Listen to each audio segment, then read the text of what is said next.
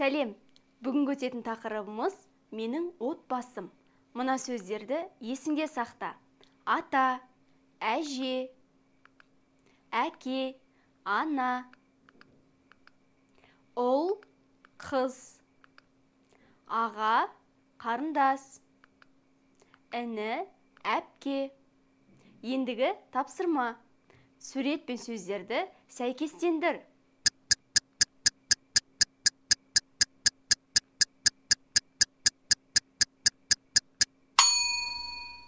Өзіңді тексер. Мәтінді мұқият тыңда. Сәлем, менің атым Жансая. Мен студентпін, 2-ші курста оқимын. Бұл менің отбасым. Әкемнің аты Бауыржан, ол заңгер, ал анамның аты Ғайни, ол мұғалім. Менің атам мен әжем бар. Атамның аты Жалғас, әжемнің аты Гаухар. Олар дәрігерлер. Менің әпкем мен інім бар.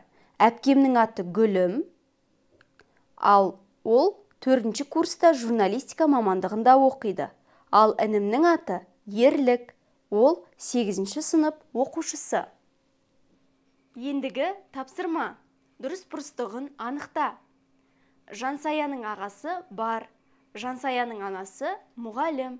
Жансаяның атасы мен әжесі дәрігер. Жансаяның әпкесі 2-ші курста оқиды.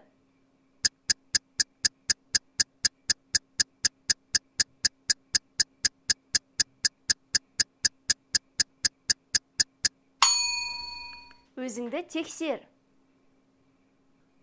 Мына нәрсені есіңде сақта. Жекеше түрі менің, сенің, оның. Көпше түрі біздің, сендердің, олардың.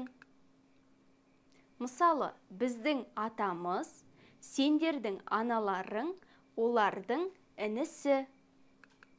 Осымен сабағымыз аяқталды. Сау бол.